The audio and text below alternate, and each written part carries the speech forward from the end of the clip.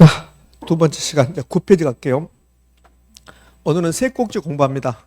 뭐하고 세 개. 개념, 그다음에 분류, 그다음에 특성. 그러면 이제 9페이지 가면 뭐가 나오냐면 이거 이제 다 봤고 9페이지를 갔더니 이제 이런 게 나와요. 이거는 이렇게 뒤에 있는 거고 9페이지 가면 부동산의 분류가 나옵니다. 부동산의 분류인데 두 개를 나눴습니다. 토지의 분류하고 무슨 분류? 주택의 분류. 그러면 이 분류 아까 첫 번째 시간 배웠던 건 개념이죠. 개념은 최근 10년 동안 6번인가 7번 나왔어요. 근데 이 분류는 최근 10년 동안 한 번도 안 빠지고 나왔습니다. 어떤 애는 두 문제를 내요. 두 문제는 토지의 분류 한 문제, 주택의 분류 한 문제 이런 식으로. 근데 토지의 분류는 매년 나오고 주택의 분류는 한 4년에 한 번꼴로 나와요. 그러니까 주택의 분류는 잘 출제되지 않는 부분입니다. 그러니까 부동산의 분류인데 주로 토지의 분류를 시험에 출제해요. 그러니까 토지의 분류는 이제 세 가지로 나눌 거예요. 이런 게 있어요. 자, 토지 분류 이렇게 나와요. 토지 분류는 국토 계획 및 이용이라는 법률, 이 법률에 의한 분류가 있어요. 이게 있고, 그다음에 요거는 이제 공법쌤한테 배우잖아요. 이제 공법에서 배우는 게 하나 있고, 그다음에 공시법 선생님께서 공간정보 구축 및 관리 등에 하는 법률, 이걸 줄여서 이제 공간정보법 그러는데 그 공시법 선생님께서 지적법 파트를 배우면서 토지는 28개 지목이 있다 했잖아요. 그게 있고, 그다음에 토지의 용어란 게 있고 이제 세 개로 나눕니다. 이렇게. 그럼 공간정보 구축 및 관리라는 법률 28개 지목이 있으면 이렇게 나온다고. 그다음에 세 번째 토지 용어. 그러면 이 토지의 분류가 최근 10년 동안 계속 나오는데 그런데 주로 요 3번 내요. 여기 1번하고 2번. 1번하고 2번은 어쩌다 한 번씩 나오는 거고 그러니까 10년에 한 번꼴로 7, 8년에 한 번꼴로 그다음 매년 나온 것은 토지의 용어.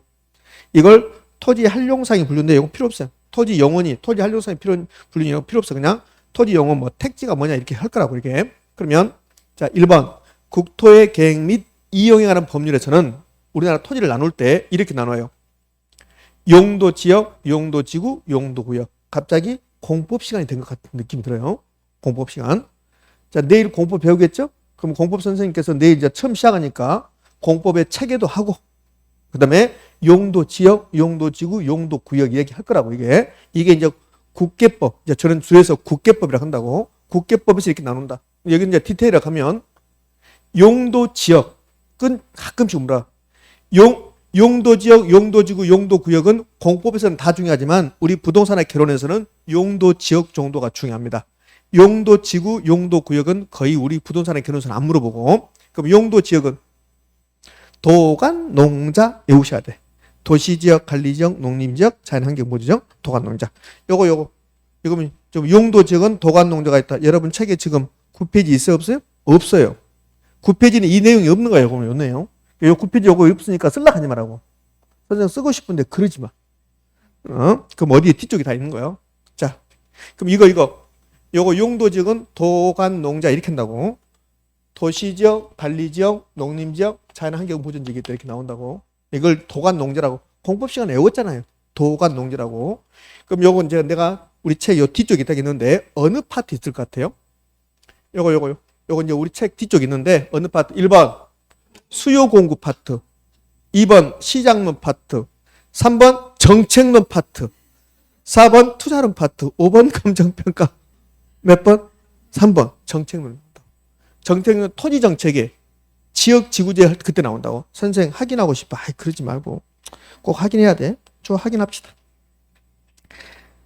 자, 책 몇 페이지 이 부분이 있냐면 그러니까 앞으로 배울 거 또 한 번 보는 거예요. 67쪽. 책 67쪽입니다. 67쪽 가면 토지 정책 타이틀 이렇게 돼 있어요. 그럼 우리나라 토지 정책 중에서 가장 중요한 게 지역 지구제야. 근데 지역 지구제인데 5번 국계법상 용도지역. 이거는 지역지구 중에서 이제 공법쌤한테 배운 내용이라고. 그러면 용도지역이 있네요. 용도지역은 도간, 농자 이렇게 놨습니다. 그러니까 이때 자세히 배우는 거고 여기서는 이게 용도지역은 도간, 농자가 있다 이렇게 지금 알려주는 거야. 9페이지에서는. 자, 그러면 책 그대로 두고 용도지구가 있습니다. 용도지구. 그다음에 용도구역이 있는 거예요. 근데 용도지구나 용도구역은 공법쌤한테 자세히 배우는 거고 부동산학 개론에서는 시험에서 거의 나오지 않는단 말이에요. 그러니까 부동산학 개론에서 시험에 나올 수 있는 것은 용도 지역이 잘 나온다고. 용도 지역은 도간, 농자. 근데 이 도시지역이 또 나눠지고 관리지역이 나눠지고 그 나눠지는 내용은 우리 토지정책에서 정책론 시간에 배우겠다는 소리야. 의미하셨죠? 그럼 오늘은 이것만. 국토계획 및 이용에 관한 법률에서는 용도지역, 용도지구, 용도구역이라는 게 있는데 저한테는 용도지역만 배우는 거예요. 용도지역. 용도지역은 도간, 농자.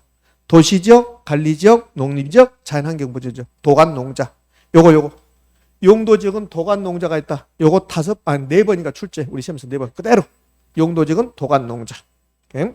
그러면 이제 또 정책론 시간은 자세히 배우겠지만 요 4개 중에서 도시지역, 관리지역, 농림지역, 자연환경보전지역 중에서 시험에 잘 나오는 게 자연환경보전지역이 잘 나올까 도시지역이 잘 나올까? 도시지역.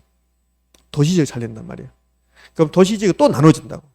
주상공록으로 나눠진단 말이에요. 그럼 주상공록 중에서 주거지역, 상업지역, 공업지역, 녹지지역인데 주거지역을 또 잘 낸다고. 그 내용이 67쪽에 있는 거야. 그럼 67쪽만 보고 이제 계속 갈 건데요.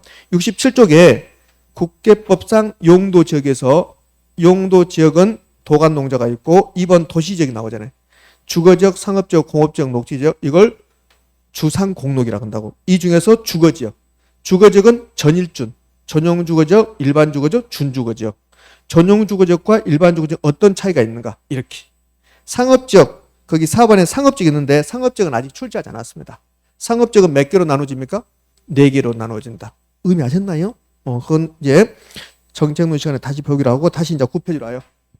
그러면 여기서는 다시 지금 뭐 하고 있냐면 계속적 반복적으로 하고 있는 거야. 뭘? 기출 문제를. 요거.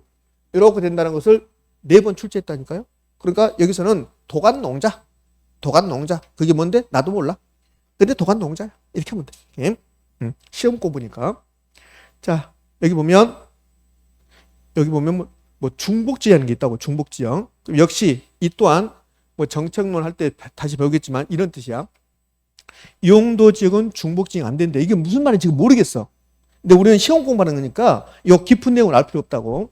그럼 용도지역은 중복지역 안 되는데 용도지구 중복지역 되고 용도구역 중복지역 되고 용도지역과 용도지구도 중복지역 되고 그럼 용도지역과 용도구역도 중복지역 되고 그럼 뭐 중복지역이 지금 무슨 말인지 모르지만 중복지역 요거 4번인가 물어봤단 말이에요.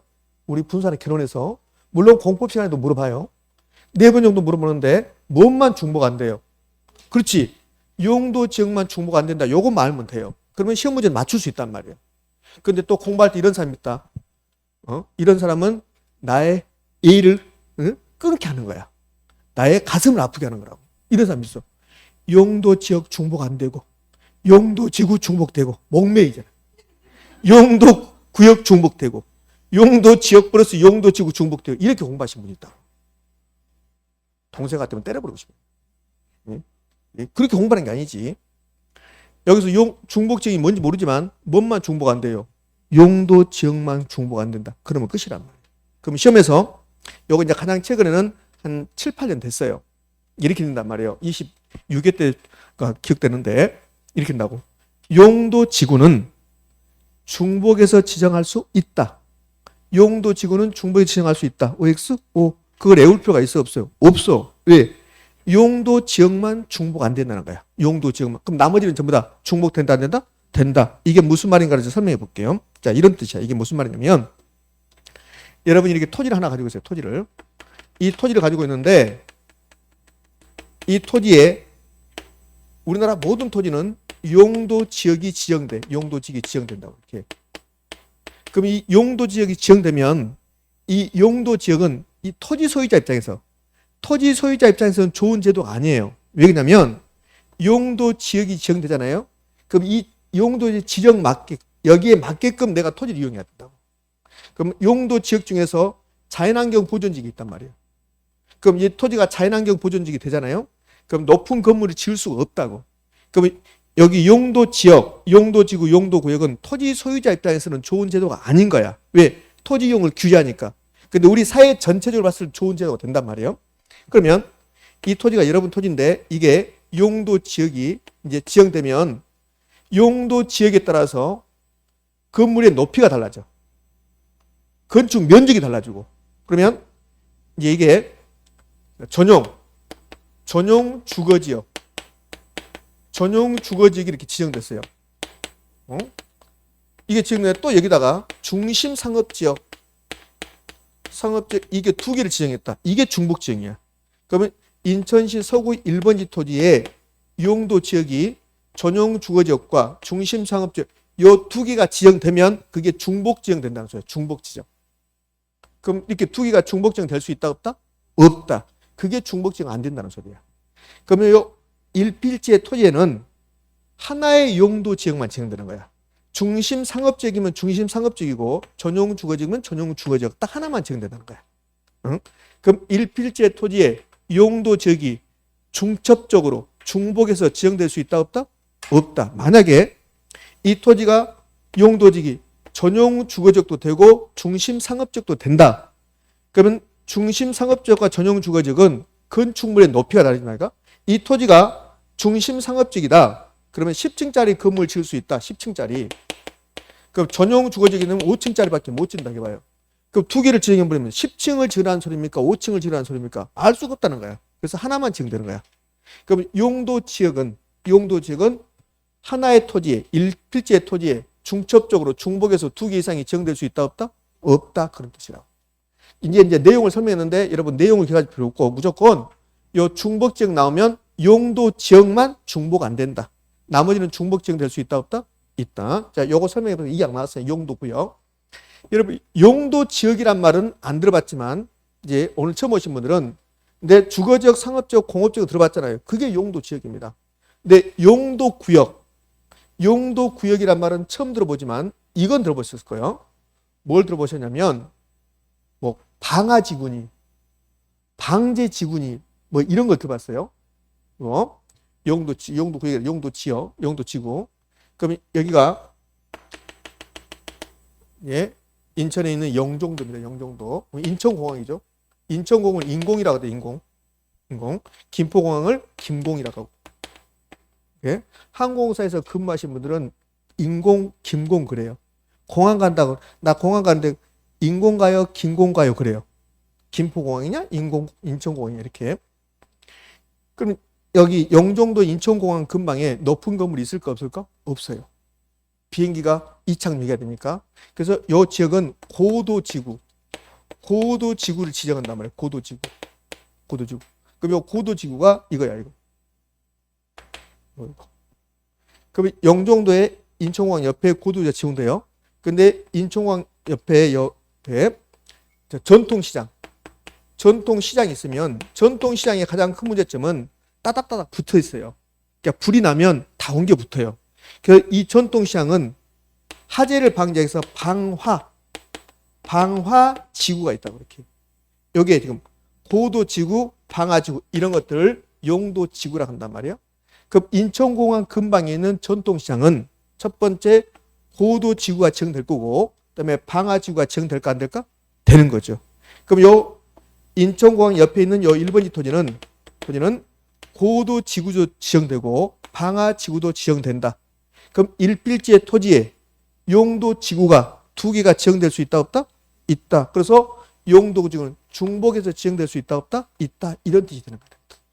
자, 깊은 설명은 이제 필요 없어. 아, 그렇구나. 이해됐으면. 그럼 요 중복지역 여부는 딱 하나만 외우면 되는 거야. 용도지역은 중복해서 지정할 수 있다 없다? 없다. 그걸로 끝이라고. 나머지 이런 게 아니에요. 용도, 지구, 중복 지정 가능, 용도 구역도 중복 지정 가능. 아우, 재밌다. 가능. 이렇게 하는 게 아니라고. 용도 지역은 중복해서 지정할 수 있다 없다? 용도 지역은 중복 지정할 수 있다 없다? 없다. 그럼 끝나는 거예요. 공간정보 구축 및 관리에 관한 법률. 여기에 28개 지목인데 요거 우리 부동산에 결혼해서는 2번 출제해 2번. 그럼 어떻게 하냐면 다음 중 지목인 건 그래. 지목인 것은 이렇게요. 이렇게. 다음 중 지목인 것은 그럼 이제 하나 골라볼까요? 1번 저수지, 2번 맹지, 3번까지만 합시다. 3번까지만. 3번 제방. 다음 몇 번? 3번. 제방이라는 지목이 있어요. 제방. 여기 이제 우리 시험에서 실제 답이었습니다. 이렇게. 그럼 요 부분도 우리 부동산에 결혼해서 나오기는 나오는데 잘 나온다, 잘 나오지 않는다. 잘 나오지 않는다는 거예요. 그럼 요거는 자세한 내용은 누구한테 배워요? 공시법 선생님한테. 공시법 선생님 혹시 이름 아세요? 홍승환. 그분한테 배워요. 저하고 누가 형 같아요? 공시법 선생님하고 저하고 누가 형 같냐고요? 여러분 생각하고 다를 수 있어요. 공시법 선생님 훨씬 형 같죠? 공시법 선생님 형 같잖아. 더. 제가 더 형입니다. 뭔 말인지 모르는 사람도 있다. 공시법 선생보다 제가 더 나이를 많이 먹었다 그 소리예요. 그럼 선생님 네 나이는 60 넘었냐? 자 됐습니다. 이렇게 이제 이 부분 갑시다. 조금 제가 장난으로 봤는데 이 부분에서는요 두 가지만 알면 돼. 두 가지만. 용도 지역은요 도간 농자 용도 지역은 앞머리 따서 그 중복 지역 여물은 뭔만 중복 안 된다. 용도 지역만 중복 지역되지 않는다. 나머지는 전부 다 중복 지역할 수 있다 없다? 있다. 예. 자 그럼 이제 이어갑시다. 토지 용어 요게 이게 저한테 배우는 거야. 1번은 공법 선생님한테, 2번은요 공시법 선생님한테, 3번이 저에게 배우는 거야. 저한테 배우는 게 3번이 매년 나온단 말이야. 자 토지 용어 택지가 있고 그다음에 부지가 있고 그다음에 건축법상 대지가 있는데 건축법상 대지는 공부할 필요 없어요. 택지하고 부지만 좀 이해하시면 돼요. 택지하고 부지. 그럼 택지하고 부지는 요 택지는 이게 나오면 돼요. 주상공이 나오면 택지야. 주상공이 나오면. 택지는 이렇게 토지가 있으면 어떤 게 택지냐면 여러분들 택지 조성한다 말 들어봤죠? 택지 조성. 택지 조성한다. 그럼 택지를 조성해서 이 택지에다가 농사 지어요? 건물 지어요? 건물 짓죠? 그럼 어떤 토지에 건물이 있으면 그것은 택지야. 그럼 건물이 없다 하더라도 거기다 건물 지을 수 있다. 그럼 뭐가 돼? 택지야. 그래서 택지를 이렇게 하면 돼. 택지는 이 토지에 주택이 있거나 상가가 있거나 공장이 있으면 그것을 택지라고 해. 주상공, 주거용 부동산 주택, 상업용 부동산 상가, 공업용 부동산 공장이 있으면 택지. 이게 없다 하더라도 이 토지에다가 주택, 상가, 공장을 건축할 수 있다면 그것은 뭐가 된다? 택지. 그것을 택지라 그러는데 이렇게 표현해요. 택지는 주거용, 상업용, 공업용을 이용 중이거나 이 말은 이 토지에 이렇게 주택이 있거나 상가가 있거나 공장이 있거나 그 뜻이고 이용 가능하다. 이 말은 토지가 있는데 토지에 건물이 없어요. 근데 여기다가 주택, 상가, 공장을 건축할 수 있다면 그거 뭐가 된다? 택지가 된다. 이렇게. 그럼 택지는 건물이 있고 없고가 아니에요. 건물이 있든 없든 거기다가 건물 건축할 수 있다. 이미 건물이 있다. 그럼 뭐가 돼? 택지가 된다. 택지는 이 이상 안 나와요. 택지가 나왔습니다. 그럼 주상공 그럼 주상공.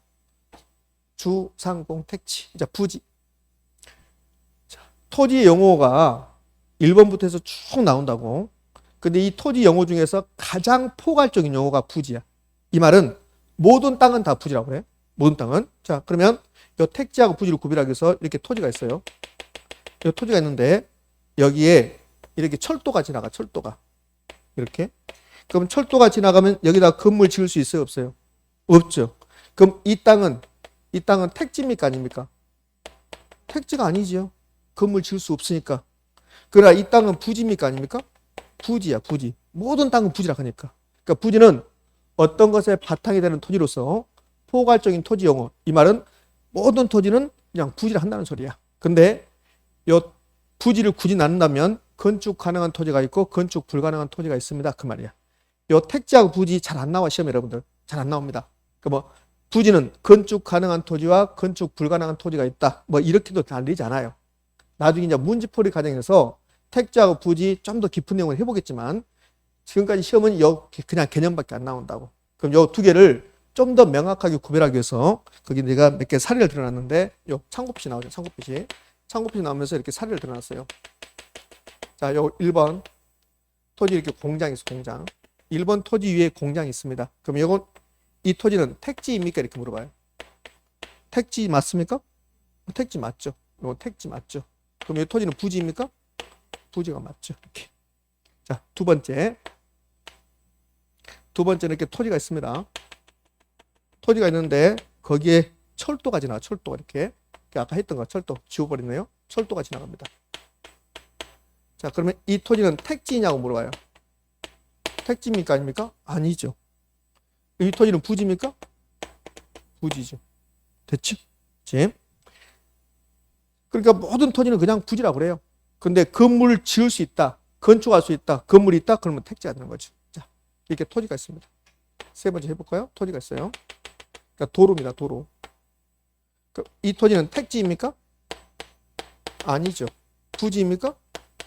부지죠. 요 2번은 철도 부지, 3번은 도로 부지 이렇게 부른단 말이에요. 이렇게 토지가 있습니다. 토지 이렇게 건물이 있어요. 그럼 이 토지는 택지입니까? 이렇게 물어봐. 택지인가요? 택지. 이 토지는 부지입니까? 부지. 그냥 땅이면 다 부지라고 하면 된다. 이렇게. 그러면 철도가 지나가면 철도 부지고, 도로가 지나가면 도로 부지고, 그리고 토지에 건물이 있으면 건부지라고 불러. 건부지. 건부지. 하천이 지나가면 하천부지. 이렇게. 그럼 여기 도로 부지나 하천 부지는 건물 건축할 수 있어요? 없어요? 없어요. 그래서 건축 불가능 토지. 근데 여기는 공장은 건축할 수 있잖아요. 그래서 이게 또 부지. 그러니까 부지는 건물 건축할 수 있는 땅도 있고 건축 못하는 땅이 있다. 요게 택지의 개념이거든. 택지. 그 부지하고 택지를 비교하면 어디가 더 넓은 개념이에요? 부지가 더 넓은 개념이에요. 이렇게 나왔잖아요. 이게 자, 택지가 있고 부지가 있다. 그럼 택지와 부지를 구별하면 어디가 넓은 개념? 부지가 더 넓은 개념이다. 이 정도만. 요 밑에 건축법상 대지는 지금 할 필요 없습니다. 자, 정리합니다. 자, 택지 나왔어요. 그 무슨 말 나와야 돼? 주상공. 그러면 택지. 그다음 부지는 모든 땅은 다 뭐라 한다? 부지. 그러면 끝. 자, 2번 후보지행지 나옵니다. 토지의 용어가 여러분 시험에서 한 문제 나올 건데 이 토지 용어 중에서 가장 시험에 잘 나온 게 요 후보지행지입니다. 후보지행지가 가장 시험에 잘 나와. 그럼 후보지행지는 자, 후보지 이행지가 어떤 차이가 있는가 볼게요. 자, 후보지행지를 공부하기 위해서 감정평가상 토지의 분류라고 나왔어요. 참고표시. 참고표시는 시험에 나와요? 안 나와요? 안 나와. 그러니까 여기 참고표시가 나오고 이런 게 나온다. 이렇게 3개 나와요. 이게 감정평가상 토지의 분류야. 요거 절대로 시험에 나오지 않습니다. 이런 뜻이야. 감정평가사들에게 토지를 나누라 하면 감정평가사들은 토지를 용도지역이라고 해서 택지지역, 농지지역, 임지지역 이렇게 나눈다는 소리야.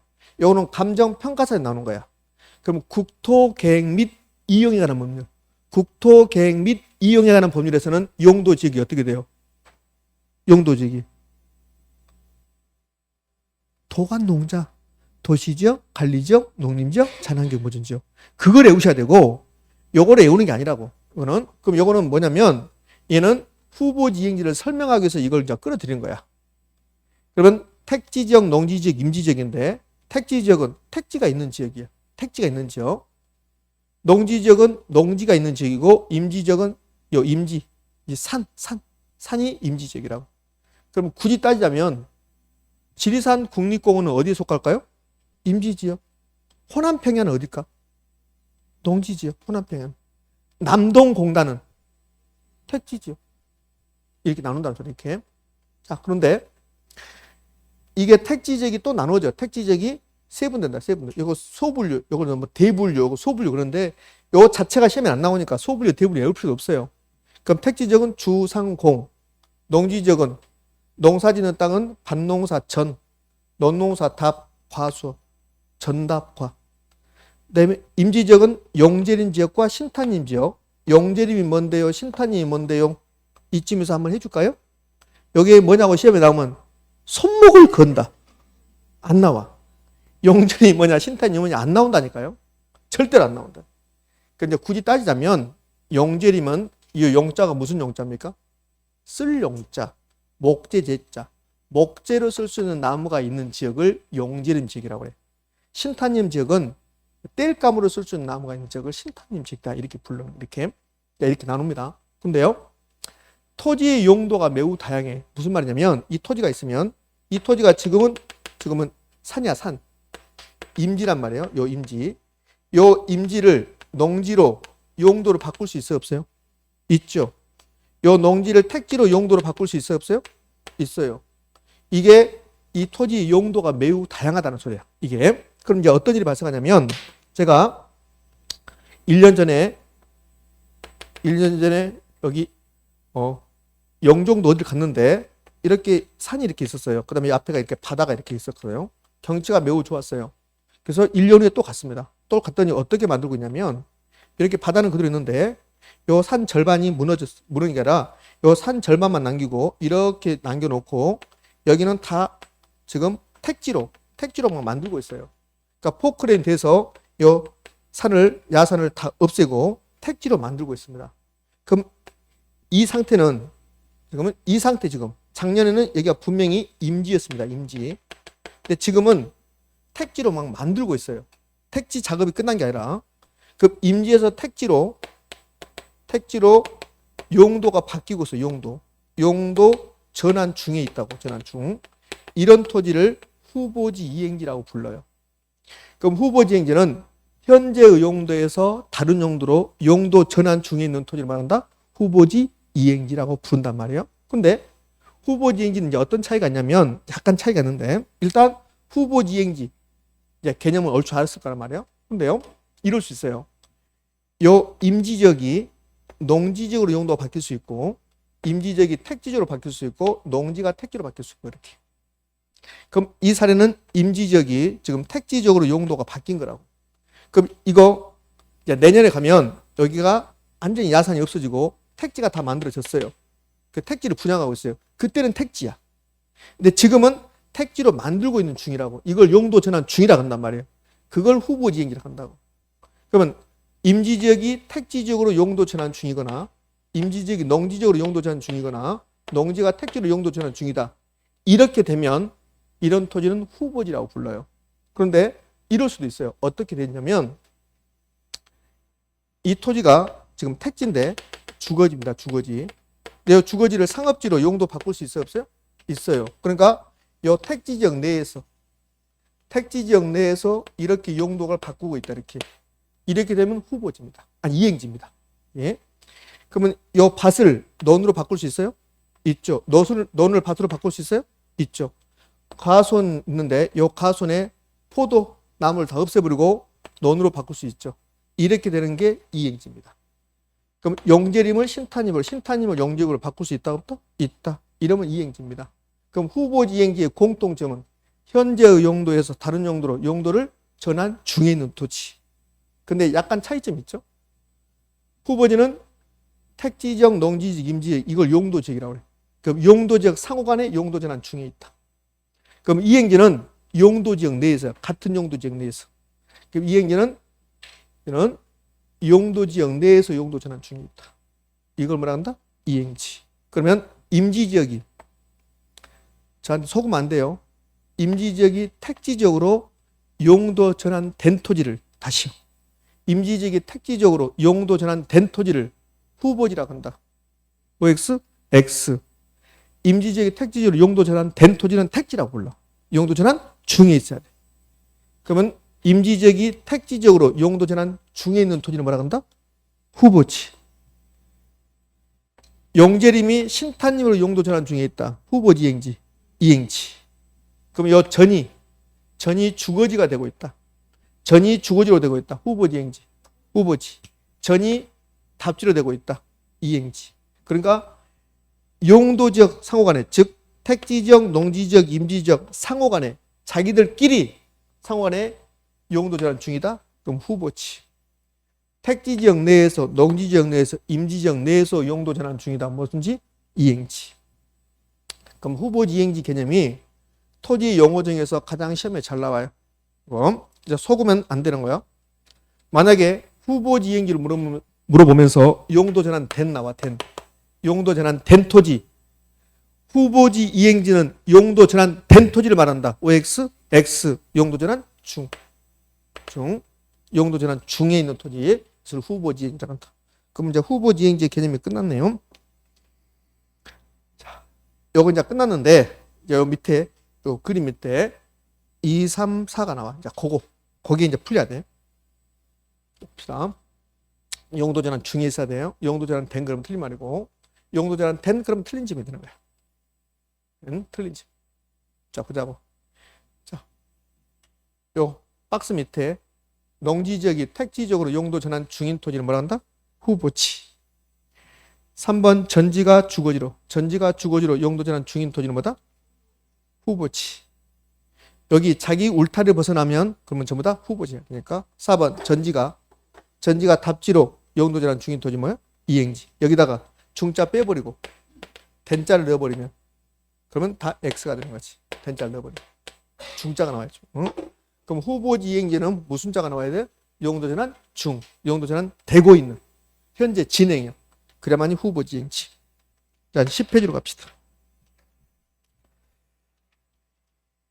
필지하고 핵지 나왔습니다. 필지하고 핵지 시험에 잘 나옵니다. 필지하고 핵지. 그럼 필지하고 핵지가 도대체 무슨 말이냐? 필지, 핵지 나왔습니다. 그러니까 필지는 이것만 찾으면 돼. 등록 단위. 면적 단위 그러면 X고, 핵지는 가격 수준 저것만 찾는 거야. 그러니까 핵지의 개념이 우리 기본서 같은 거 보면 핵지의 개념이 이렇게 끝나는 게 아니라 앞에 무슨 말이 막 나와요. 무슨 말은 다 필요 없어. 그냥 가격 수준 요것만 찾으면 돼. 핵지는. 자, 그럼 이제 보게요. 이거 뭐 같아요? 그렇지, 도로지, 도로. 편도 1차선인가요? 편도 1차선이잖아. 중앙선이 있고 편도 1차선. 맞나요? 이렇게 토지가 있어요. 토지가 있는데 토지 이렇게 4개 나누고 1번지, 2번지, 3번지, 4번지 이렇게 번호 붙였습니다.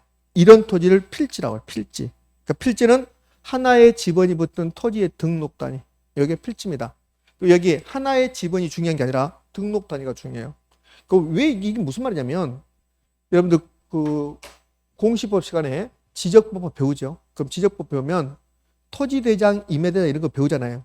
그럼 토지대장, 임야대장에 우리나라 토지를 등록해서 국가가 관리한다고.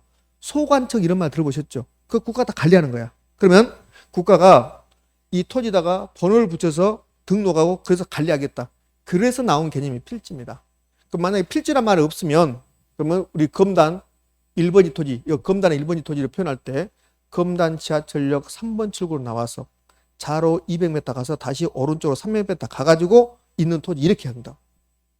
그럼 복잡하니까 토지마다 번호를 붙여놨어요. 번호를 붙여서 토지 대장, 임야대장, 지적, 여러 가지 대장에다가 등록하는데 그렇게 등록이 단위가 되는 토지가 뭐다? 필지. 근데 시험은 이렇게 된단 말이에요. 필지는 하나의 지번이 붙은 토지의 면적 단위다 이렇게 한다고. 면적 단위. 그럼 뭐 X? X. 등록 단위 또는 등기 단위. 등록 단위라고 해도 되고 등기, 등록 단위 이렇게 해도 상관없고. 자, 요게 필지. 뜻. 국가가 토지마다 번호 붙여서 등록합니다. 그것을 필지라고 한다. 필지님. 법에서 사용하는 용어에서 법적 개념이에요. 법적 개념이 중요한 게 아닙니다. 요 등록 단위가 가장 중요한 말. 면적 단위가 그럼 틀린 말이고. 그럼 핵지. 지금 여기 그림은 필지가 몇 개입니까? 4개죠. 그런데 1번하고 2번하고 3번하고 4번 보면 1번, 2번이 토지가 성격이 유사해요. 예, 2개 다 도로에 접해 있습니다. 그럼 3번, 4번은 도로에 접해 있습니까? 안 접해 있어? 안 접해 있어요, 지금. 그럼 1번하고 2번 땅값이 약 1,000만 원쯤 합니다. 1,000만 원. 그럼 3번, 4번은 도로에 접한 면이 없으니까 500만 원쯤 합니다. 그럼 토지 이렇게 4개의 필지가 나오는데 가격은 1번하고 2번 유사해요. 3번하고 4번 유사합니다. 그 요 1,000만 원쯤 한다, 500만 원쯤 한다. 이걸 가격 수준이라고 그래. 그럼 가격 수준이 몇 개 나왔어요? 2개. 요 가격 수준이 비슷한 토지들을 핵지라고 불러. 핵지. 이 앞에가 뭐가 생겼냐면 핵지란 토지 이용 상황, 토지가 관련된 여러 가지 자연적 조건, 인문적 조건 유사해요. 여러 가지 조건 유사해요. 가격 수준이 유사한 토지. 그러니까 앞에 핵지 가격 수준 앞에 뭐 자연적 조건, 인문적 조건은 그건 필요 없어요. 그러면 가격 수준이 나왔습니다. 그 필지입니까, 핵지입니까? 핵지. 그럼 끝이. 핵지. 그럼 핵지가 가격이 나왔으니까 굳이 따지자면 핵지는 법률적으로 서양한 겁니까? 경제적입니까? 경제적. 뭐 경제적 부동산 이거 다 필요 없습니다. 필요 없고 그냥 가격 수준 나왔습니다. 핵지. 필지는 등록 단위, 면적 단위. 등록 단위. 굳이 따지자면 이 그림은 필지 몇 개? 4개. 핵지 몇 개? 2개. 이런 토지를 이렇게 불러요. 토지를 4필지 2핵지 이렇게 불러요. 이렇게. 자, 이걸로 끝. 자, 기본서 같은 거 보면 여기 막 자세한 설명이 나온다고. 그거 다 찢어버려. 한 번도 안 나와. 요것만 안 나옵니다. 예? 몇 점 맞는 시험이야? 60점. 자, 그 다음에 나지하고 근부지 나옵니다. 근부지가 먼저 나왔는데 근부지는 이미 배웠어요. 근부지는 어떤 게 근부지입니까? 건물이 있는 땅을 근부지라고 그래. 건물이 있는 땅을. 근부지부터 해볼게요. 근부지부터. 건축물이 있는 토지를 뭐라 한다? 근부지라고 그래. 그럼 나지로 가볼게. 나지. 그럼 건부지가 시험에 나올 일은 거의 없어요. 건부지가. 건부지는 뭡니까? 이 건부지는 줄임말입니다. 건축물의 부지. 건축물이 있는 땅. 건축물의 부지를 줄여서 건부지. 그럼 철도가 있는 땅은 뭐라고 할까? 철도부지. 도로가 있는 땅은 도로부지. 하천이 있는 땅은 하천부지. 오늘 여러분들 굉장히 지금 자세도 좋고 심각한데 심각할 필요는 하나도 없어요. 이게 무슨 심각할 일이 있어요? 뭐 저런 게 있나 보다 하면 될 텐데. 그런데 굉장히 신중하게 지금 듣고 있습니다. 근데 신중하게 들어야 될 때는 더 신중하게 안 들어. 그러니까 다다음 주에 탄력성 할 때 여러분들은 깨끗한 눈으로 저게 뭐냐 그런다고. 탄력성 할 때 자세히 들어야 되는데 신중하게. 자, 그럼 나지는 저 나지에서 나자가 나치할 때 나자라고 해서 나치할 때 나자. 요 나지할 때 나자가 나치할 때 나자인데 이렇게 씁니다. 틀렸을지 모르니까 빨리 지워야 되겠다. 그럼 나체가 뭐라겠어? 나체가? 나체가. 자, 1번. 나체는 옷은 벗은 상태다. 옷을 벗은 상태다. 2번. 옷뿐만 아니라 아무것도 없는 상태다. 2번이야, 2번. 아무것도 없는 상태가 그게 나체야. 자, 전부터 제가 저의 나체를 보여드릴 테니까 상상하지 말고 아 그렇구나. 제가 옷을 벗었습니다. 근데 반지를 끼고 있어요. 목걸이를 하고 있습니다. 시계를 차고 있습니다. 나체입니까 아닙니까? 아니에요. 반지도 없고 목걸이도 없고 시계도 없고 그게 나체입니다. 그러니까 어머니 뱃속에서 나온 상태. 그럼 어머니 뱃속에 나올 때 시계 끼고 나옵니까? 아니잖아. 예? 그게 나체야. 그러니까 아무것도 없어야 돼. 그게 나체입니다. 그럼 나지는 이렇게 토지가 있으면 자, 여러분 나지를 한번 골라봐요. 이렇게 토지가 있습니다. 자, 1번 토지에 이렇게 건물이 있습니다. 자, 2번 토지에 건물이 없는데 이제는 배웠잖아요. 처음 배우는 게 아니라 지상권이라고 배웠죠. 그럼 이 토지에 지상권이 설정됐습니다. 지상권. 이렇게. 3번 이 토지 임차권이 설정됐습니다. 4번 토지에 아무것도 없습니다. 나지 몇 번입니까? 4번. 여기 나지입니다. 그럼 나지는 토지에 건물이 정착물입니까? 아닙니까? 정착물이죠. 건물 등 정착물이 없고 요 지상권 임차권이 공법상의 권리입니까? 사법상의 권리입니까? 사법상. 민법에서 말하는 권리죠? 민법은 사법이죠. 그러면 나지는 건물 등 정착물이 없고 지상권 등 사법상의 권리도 설정되지 않는 토지. 이게 뭡니까?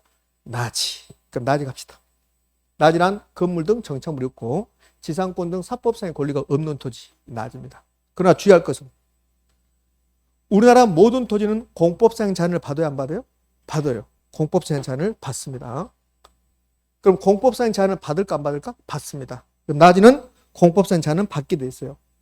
주의할 거 공법상의 제한을 받는다.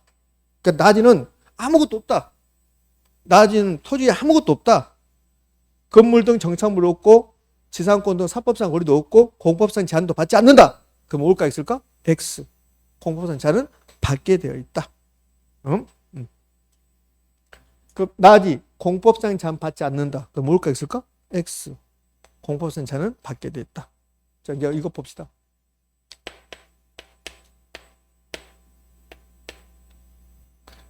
요즘 이거 안 해가지고 문제가 많죠 지금? 이거 그렇잖아요. 뭐 같아요? 다케시마? 다케시마라는 사람 누구야? 할아버지가 누구야? 다케시마? 독도지 독도. 응? 그럼 이게 우리나라인데 이 우리나라 모든 토지는 용도 지역이 지정됩니다. 그럼 용도 지역은 무슨 법에 지정됩니까? 공법이죠. 그럼 공법이지. 그럼 공법 아닐까? 민법으로 지정할까? 정확하게 말해야지. 국토계획 및 이용하는 법률. 그럼 이 국계법은 공법입니까? 아닙니까? 공법. 그러면 우리나라 모든 토지는 공법상 제한을 받아야 안 받아요? 받아요. 그런데 낮이는 공법상 제한도 받지 않는다. 그럼 뭐 X? X. 그래서 됐어요. 네. 낮이야 건부지. 됐습니다. 그러면 건부지는 건축물 있는 토지를 뭐라고 한다? 건부지라고 부른다. 이 정도까지 잘 나와요. 그러니까 지금 낮이와 건부지의 개념이 끝났어요. 근데 2번이 비교 나오죠. 비교는 우리 시험에서 2번 나왔습니다. 2번. 2번은 7회 때. 7회 때니까 30년 됐네요. 30년. 7회 때 한번 나오고 이게 28회 때인가 한번 나오고 그래요. 비교가. 이 비교는 이런 뜻이야. 비교는 낮이 가격과 건부지 가격을 비교하는 거야. 그러면 낮이 가격이 높은 게 일반적인데 건부지 가격이 높게 나타날 수 있다. 요건 2번 나왔으니까 중요성이 있어요? 없어요? 없어요. 여기서 낮이 건부지에서 건부지는 별 의미가 없고 낮이의 개념이 가장 중요해요. 그 낮이 개념에서도 공법상 제한을 받는다, 안 받는다? 받는다. 여기 포인트고 요 2번은 낮이 가격과 건부지 가격을 비교하겠다는 소리야. 그러면 일반적으로 낮이 가격이 높은데 건부지 가격이 높을 수도 있다 이 뜻이에요. 자, 이게 무슨 말인가 해볼게. 지금 도대체 무슨 말인가. 여긴 토지가 이렇게 있어요. 여기 이제 검단의 1번지 토지라고 가정해봐요. 그리고 이 검단의 1번지 토지가 1번 낮이 상태로 있는 경우하고 2번 건부지 상태일 때하고 토지 가격을 지금부터 비교해 보겠다는 소리야. 그러면 이게 낮은 상태에 있으면 토지에 아무것도 없습니다. 지금 이렇게. 근데 건부지 상태에 있으면 토지 이렇게 건물이 있다는 소리야. 그럼 요 낮은 상태에 있을 때 가격과 건부지 상태일 때 토지 가격이 어디가 더 높은가? 낮은 상태가 높을 수도 있고 건부지 상태가 높을 수 있단 말이에요. 근데 일반적으로 낮은 상태가 높아요. 왜 그러냐면 이 토지가 1번지 토지 이렇게 건물 있잖아요. 그럼 요 1번지 토지는 여기다가 20층짜리 상가 건물, 요 20층짜리 상가 건물을 건축했을 때 이 1번지 토지가 가장 적정하게 이용하는 거야. 근데 요 건부지다. 여기가 주택이 있는 거야, 주택. 그러면 이 1번지 토지가 낮은 상태면 언제든지 여기다 건물을 이렇게 바로 지을 수가 있어요. 근데 건부지로 있으면 이 건물을 철거해요, 철거하고 여기다 건물 지어야 되거든. 건물. 그러면 낮은 상태하고 건부지 상태하고 어느 상태가 토지 이용할 때 더 편리해요? 낮이가 더 편리해요. 그러니까 이 건부지면 이 건물이 토지 가격을 다운시킨다고. 그럼 이거 철거할 때, 건물 철거할 때 만약에 1,000만 원 들어간다. 1,000만 원만큼 이 토지 가격이 다운되는 거야. 그럼 이 건부 감가란 말은 무슨 말이냐면, 야, 너는 건부지니까 토지 가격을 다운시킨다는 소리야. 이 건물이 토지 가격을 다운시킨다? 그걸 건부 감가라고 그래. 그럼 건부 감가가 발생하면 건부지가 비싸요? 낮이가 비싸요? 낮이가 더 높게 나오는 거야. 근데 만약에 이 지역이 그린벨트라고 해요. 그린벨트. 그럼 그린벨트가 된다면 낮이 상태가 비쌀까? 건부지가 더 비쌀까? 건부지가 더 비싸요. 그린벨트가 되잖아요. 그럼 낮이 상태면 거기다 건물 지을 수 있어요? 없어요? 없어요. 근데 건부지다. 그린벨트 안에 토지에 건물이 있다. 그럼 이 철거란 말 않거든. 그러면 그린벨트처럼 토지 이용 규제가 강화되는 지역은 건물이 있는 상태가 더 비싸진단 말이에요. 그럼 만약에 여기가 그린벨트에 지정된다면 그럼 토지에 건물이 있으면 그 건물이 땅값을 올려줘요. 그것을 건부 증가라고 한단 말이에요. 건부 증가. 그럼 건부 증가가 발생하면 낮이가 높아요? 건부지 상태가 높아요? 건부지 상태가 높단 말이에요. 예? 자, 정리해 봅시다. 이거 처음 배울 때는 좀 힘들어요.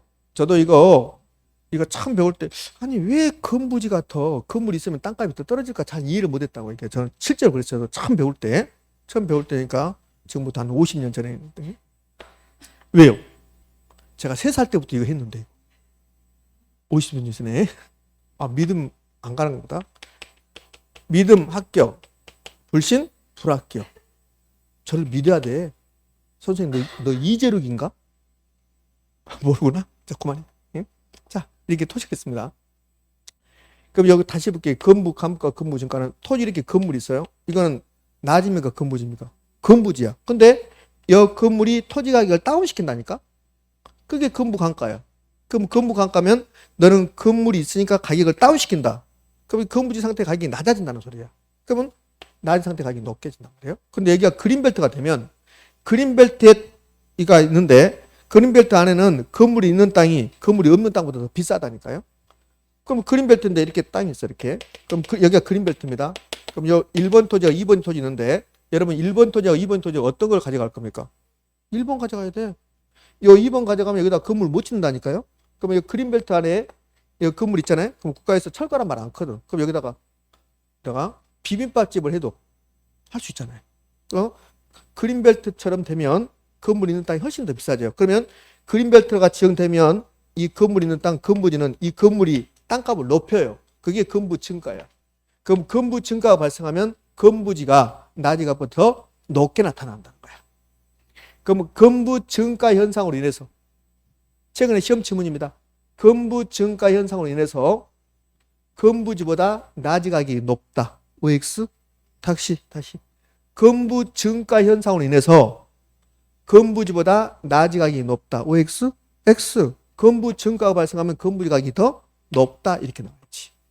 그럼 어느 경우에 건부 증가입니까? 규제되면 그래요. 규제. 그린벨트 지정되는 등 건폐율 용적률 등의 규제가 강화되면 그럼 건물 있는 땅이 더 비싸진다. 이게 좀 어려워요. 자, 이게 마무리. 낮이와 건부지 중에서 일반적으로 어디가 더 높아요? 낮이 상태 가격이 높아요. 그게 이제 건부 감가 현상이야. 근데 반대로 건부 증가가 발생한다면 건부지 가격이 더 높게 나타날 수 있다 없다? 있다. 그러면 되는 거예요. 예? 자, 낮이 건부지 끝났습니다. 이제. 자, 공지. 요 토지가 있는데 이 토지 이 대지 면적이 1000제곱미터입니다. 근데 공법 시간에 우리 건축법 시간에 건폐율이라는 걸 배웠단 말이에요. 건폐율. 그럼 건폐율은 대지 면적에 대해서 건축 면적의 비율입니다. 자, 이게 아주 한 20년 전에 요게 이제 시험에 한 20년 전에 나오는데 공법 시험에서 우리 시험이 아니라 부동산의 결론이 아니라 공법 시험에서 뭐라고 나왔냐면 이렇게 나왔어요. 자, 지금 이 하는 말이 옳은 말인가 봐요. 옳은 말인가? 건폐율이란 건축 면적에 대한 대지 면적의 비율이다. 건폐율이란 건축 면적에 대한 대지 면적의 비율이다. OX, X, 분자 분모 거꾸로 읽었단 말이에요. 그게 공법 시간에 나왔던 거야. 20년 전에 공법 시험에서. 그럼 이걸 읽을 때 건폐율은 대지 면적에 대한 건축 면적의 비율이다. 이렇게 읽어야지. 오케이? 자, 그럼 이제 건폐율이 60%라고 해봐요. 이 말은 건폐율은 네 토지 면적 중에서 건축 면적의 비율이야.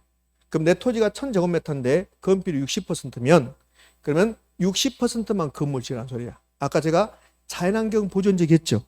그 자연환경 보존적은 건폐율이 20%야. 그럼 이 땅이 자연환경 보존적이다. 그건 1000제곱미터면 20%, 200제곱미터만 건물 지을 수 있다고. 그게 자연환경 보존적이야. 그럼 60%가 됐습니다. 그럼 건축 면적은 600제곱미터야. 이제 건물 지어볼게요. 요 파랗게 된 게 건축 면적입니다. 건축 면적. 그럼 건축 면적은 600제곱미터죠. 그럼 나머지 이 부분, 저 체크 표시된 거, 요 체크 표시 나왔다고요. 요 체크 표시된 부분은 내가 건물 지고 싶은데 건물 지을 수 있다 없다? 없다. 그걸 공지라고 그래. 공지. 오케이? 그럼 공지는 내 토지 중에서 건폐율 때문에 건폐율이 없다고 봐요. 건폐율 없으면 여기다가 건물 지을 수 있어 없어요? 있겠죠. 근데 건폐율 때문에 건물을 못 지어요. 그걸 공지라고 한다. 그럼 공지라는 것은 뭐가 공지냐? 건폐율 등의 제한으로 건축하지 못하고 비워두는 토지. 자, 두 번째. 그럼 왜 공지를 둘까? 공지를 두는 이유. 만약에 공지를 안 둔다고 봐요. 공지를 안 두면 여기 이제 1번지 토지라고 하면 1번지 토지 소유자가 건물 이거 다 지어요. 이렇게. 그럼 옆에 2번지 토지 소유자가 건물 다 지어요. 그 모든 건물이 다 붙어 있겠죠. 그렇죠? 그 모든 건물이 다 붙어 있으면 불 나면 재밌는 일이 발생하겠죠. 불이 막 옮겨 붙어. 그럼 공지를 안 두면 불 나면 전부 다 화재가 확산된다고. 그럼 공지를 두면서 이 땅은 불이 안 날 거니까 공지를 두면서 화재 확산을 방지하는 거야. 그다음에 재난이 나면 땅으로 피난해야 되고. 오케이? 그러면 만약에 공지를 안 두면 햇빛을 받을 수 있을까 없을까? 없죠. 그러면 재난 시 피난, 화재 확산 방지, 일조 확보 등을 위해서 건물 짓지 못하고 비워둔 토지를 받는다? 공지. 그러니까 공지는 1번처럼 출제할 수도 있고 2번처럼 출제할 수도 있다는 거야. 또 다른 말은 이렇게 할 수 있죠. 공지는 건축 면적 이외의 토지.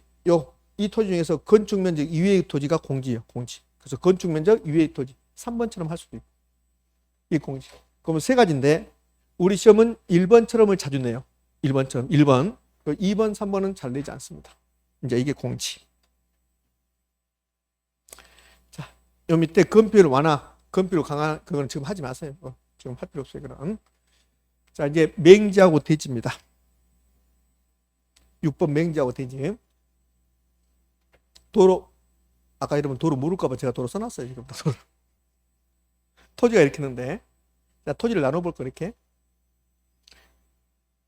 1번, 2번, 3번, 4번. 여기 이제 번호 붙였습니다. 요거 뭐라고 그래? 필지. 그럼 요 필지가 몇 개입니까? 4개죠. 근데 요 4개 중에서 도로, 이 도로하고 접속면이, 도로하고 접속면이 없는 토지가 나오죠. 그럼 몇 번입니까? 3번. 그것을 맹지라고 그래. 예? 그 맹지. 3번이 이제 맹지인데, 4번은 이제 대지라고 하는데 봐요. 3번은 맹지는 다른 토지에 둘러싸여서 도로에 접한 면을 갖지 못한 토지. 이걸 맹지라고 그래요.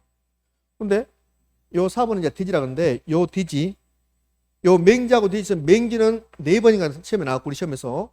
밑에 대지는 시험에 한 번도 나오지 않았습니다. 우리가 대지 그러면, 요 대지는, 우리가 말하는 요 대지하고 요 대지하고는 다른 말입니다.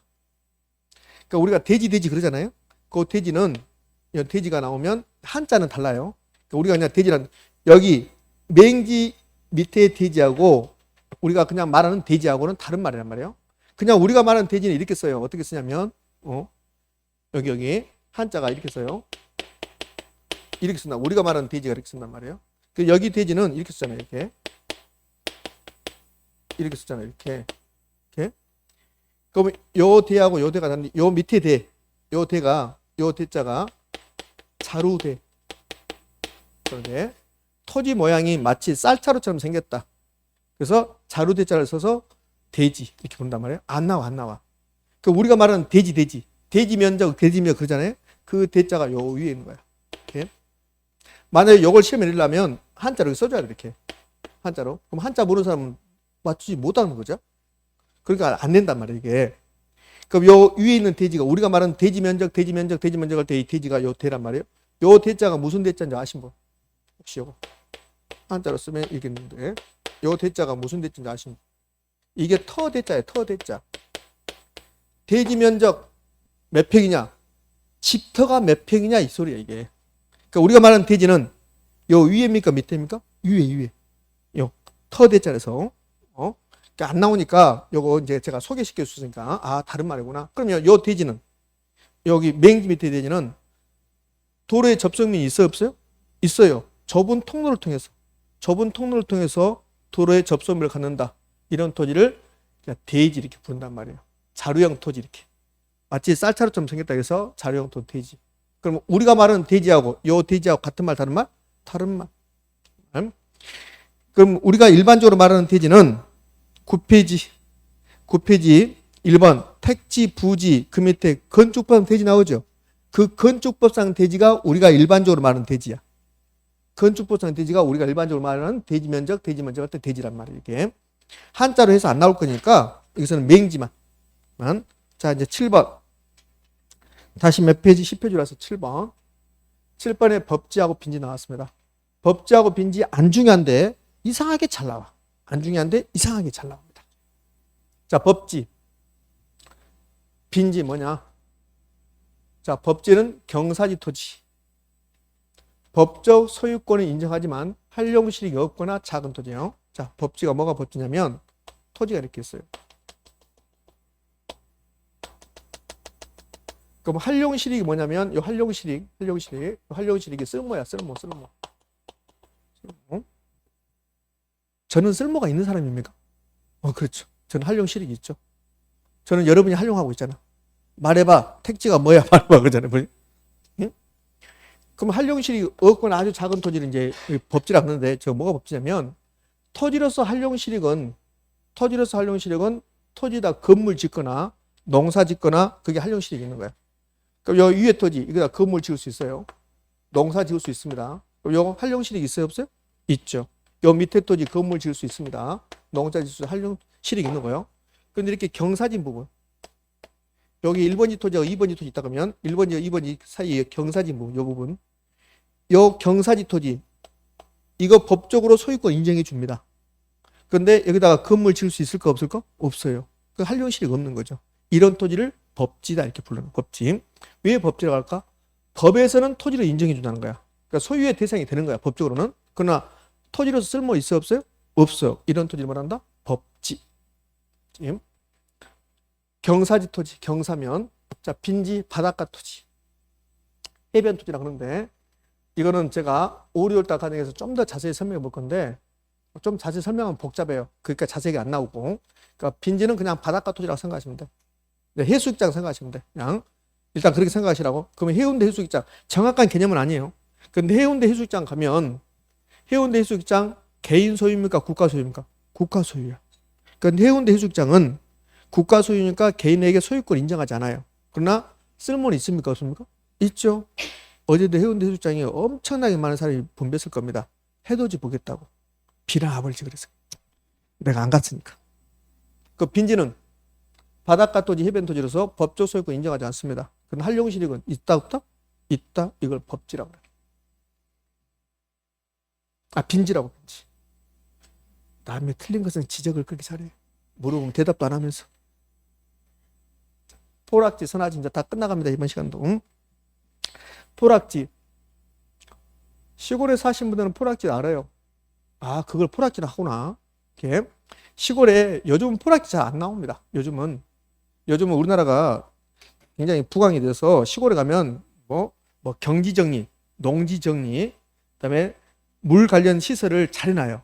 그러니까 막 비가 많이 온다 하더라도 토지가 무너져 내리지 않아요. 근데 예전에는 제가 어렸을 때는 비가 많이 오잖아요. 그러면 토지가 막 무너져 내려요. 그래서 어디가 하천인지, 어디가 논인지, 어디가 밭인지 몰라.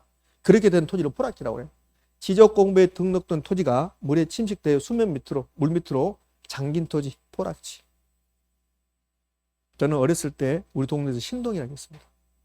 진짜 신동이다. 신기한 어린애다. 그렇죠.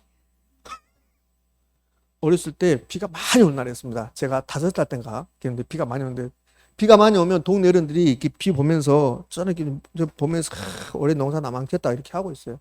어른들이. 애들은 그거 하면 안 돼. 어른들이. 그 저는 나갔지. 나가니까 막 아저씨 저 애가 왜 갔지 그래서 제가 보면서 포락지가 많이 생기겠군 그랬습니다. 아 진짜라니까. 사람들이 보는 거야. 저 뭐냐 쟤. 그게 포락지야. 집안이 무너져 내려 논밭이 하천으로 변한 토지. 시험은 두 가지로 탱수 있는 거가 이렇게 이게 포락지입니다. 그 동네 어르신들이 저희 좀 신기한 애다 그랬다니까 포락지라고 적었죠. 그 뒤로 또 안 나갑니다. 저를 이상하게 볼 것 같아서 포락지. 자, 선화지. 선화지는 고압 송전선 아래의 토지. 그냥 전선 아래의 토지. 이것을 선화지라고 해요. 고압 전선, 고압 송전선 아래의 토지입니다. 그럼 여러분 토지를 살 때 송전선 아래의 토지 사는 게 좋아요? 송전선이 없어야 돼요? 없어야 돼요. 그래서 이 선화지는 판매할 때, 사고 팔 때, 특히 팔 때 제약이 있어요. 안 산다 간다고. 그래서 감정평가사가 저 선화지를 감정평가로 가면 약 30% 정도 감가에 대상이 되는 거예요. 요거 이제 시험에 안 내고 이렇게 냈죠. 선화지는 거래 제약을 받는다. 선화지는 거래 제약을 받는다. 맞습니까? 맞지. 그렇게 출제했다. 자, 소지 온지 나왔습니다. 소지 온지. 소지 온지는 택지로, 대지로 개발되기 전에 자연 상태의 토지. 이것을 소지 또는 온지라고 그래요.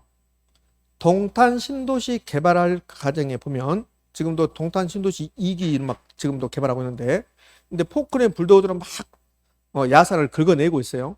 그 야산 상태가 택지로 개발되기 전이죠. 그것을 소지 또는 온지라고 불러요. 3번인가 출제했습니다.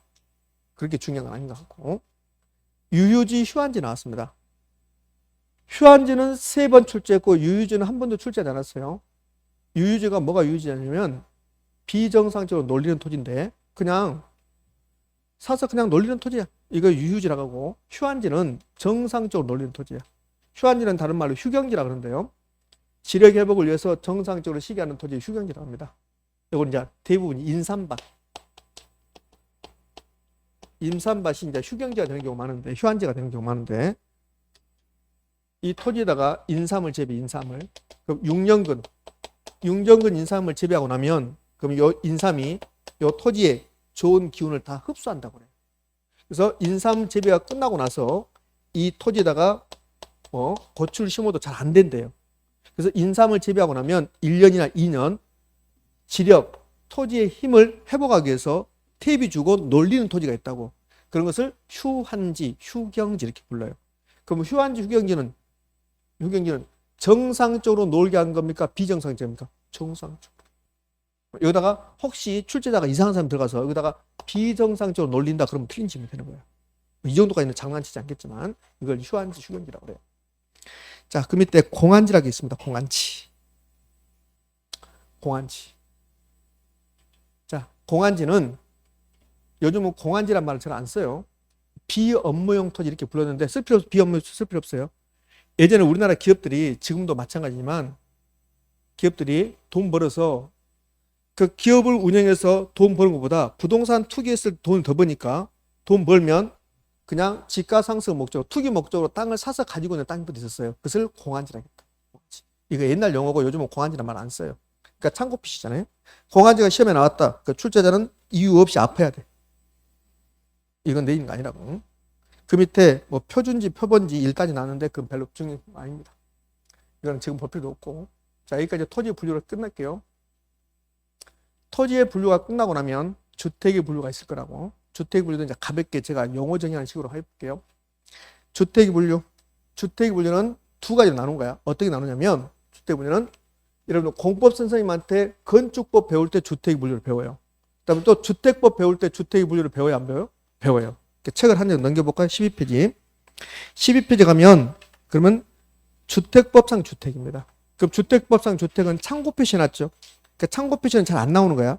그럼 주택의 분류가 나오면 주로 이 건축법상 주택의 분류가 나온단 말이에요. 그럼 건축법을 보면 주택은 이렇게 나눠요. 어떻게 나누냐면 단독주택과 공동주택으로 나눠요. 그럼 단독주택은 뭐가 있냐면 단독주택, 다중주택, 다가구주택, 공간입니다. 그러니까 공동주택은 아파트, 연립, 다세대, 기숙사. 이게 건축법상 주택을 분류한 겁니다. 이제 외우셔야 되는데 그러면 단독주택과 공동주택 중에서 공동주택을 외우는 거야. 공동주택은 아파트, 연립, 다세대, 기숙사. 이걸 아연색이라고 해. 아연색이. 주택은 한 4년에 한 번꼴로 나오는데 5년에 한 번꼴로 나오는데 이상하게 다중주택을 시험에서 잘 내요. 다중주택. 네? 자, 이렇게 낸 적 있어요. 21회 때 아마 21회 때 같은데 21회 때 이렇게 냈어요. 다음 중 건축법상 공동주택이 아닌 것 그랬습니다. 1번 아파트, 2번 연립, 3번 다세대, 4번 기숙사, 5번 다중주택. 답 몇 번? 5번 다중주택이 답이야. 다중주택은 공동주택입니까? 단독주택입니까? 단독주택이야. 이렇게 외우면 안 돼요. 공동주택 아연닭이 외우면 아연닭이면 요 다자가 다세대할 때 다짠지 자중할 때 다짠지 다가구할 때 다짠지 모른다고. 그래서 아연닭이라고 하지 말고 아연색이. 지금 무슨 말이 됐죠? 자, 공동주택에 뭐가 있다고요? 아연색이. 그러면 다중주택이 뭐고 다가구주택이 뭐고 아파트, 연립, 다세대 뭐냐?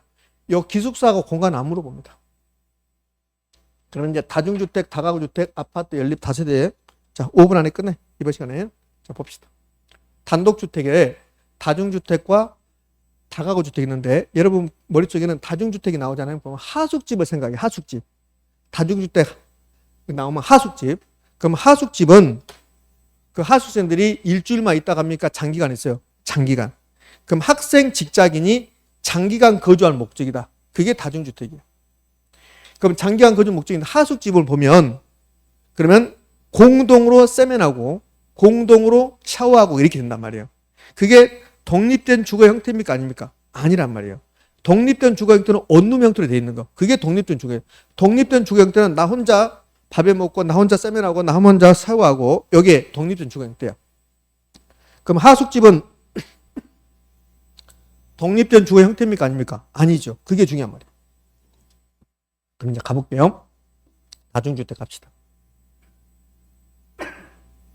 학생 또는 직장인 등 여러 사람이 장기간 거주할 수 있는 구조. 그다음에 이어지는 게 독립된 주거 형태를 갖추지 않을 거. 그럼 여기다 독립된 주거 형태 그러면 올까 있을까? X. 자, 그다음에 1개동의 주택으로 쓰이는 바닥면적 합계가 660제곱미터 이하고 주택으로 쓰는 층수가 3계층 이하. 자, 이거 외우면 안 돼. 봐봐요. 1개동의 주택으로 쓰이는 바닥면적 합계가 660이고 이렇게 외우지 말라고. 그냥 660 이하. 660. 그다음에 3계층 이하입니까? 이상입니까? 이하. 660 이하, 3계층 이하 이렇게 하면 된다. 이렇게. 자, 그럼 다중주택 하숙집. 독립된 주거 형태입니까? 아닙니까? 아니다. 660 이하. 그다음에 3계층입니까? 4계층입니까? 3계층 이하. 다가구 주택은 369라고 그러는 거야. 369. 다가구 주택은 왜 369냐면 3계층 이하 3, 6, 660, 9, 19세대. 다가구 주택은 잘 안 나와요. 자, 주의할 거. 여기 주택의 지금 분류 배우면서 주택의 영어정의를 하는데 면적은 660만 나와. 660. 330이 나오면 돼, 안 돼? 안 돼. 660만 나와. 660. 660이 어느 정도 된대요? 200평. 약 200평이야. 660, 200평. 330은 약 100평이고. 그럼 660만 나와. 그럼 이렇게 나오면요. 다중주택은 여기다가 300 준다고. 330 이렇게 준다고. 그럼 OX? X. 330 이하 6계층 이하 이렇게 준다고. 그럼 X야. 면적은 660이고 층수는 3계층이야. 이렇게 나와야지. 자, 이제요. 공동주택, 아파트. 어떤 게 아파트냐면 아파트는 면적이 없어요. 주택으로 쓰는 층수가 5계층 이상이면 아파트입니다. 그러니까 주택으로 쓰는 층수가 5계층 이상. 5층 이상입니까? 주택으로 쓰는 층수가 5계층 이상입니까? 5계층 이상이 아파트. 그럼 이건 아파트인가 봐요. 자, 이렇게 건물이 있는데 이 건물이 4층짜리입니다. 4층. 4층이에요. 그럼 이거 아파트가 될 수 있어? 없어요? 없어요. 아파트가 되려면 최소한 층수가 몇 개나 돼? 5개는 있어야지. 그 4층짜리 건물은 아파트라고 부르지 않습니다. 주택으로 쓰는 층수가 5계층 이상이면 아파트예요. 면적은 있어요? 없어요? 없어요. 자, 이제 연립주택하고 다세대 봐봐요.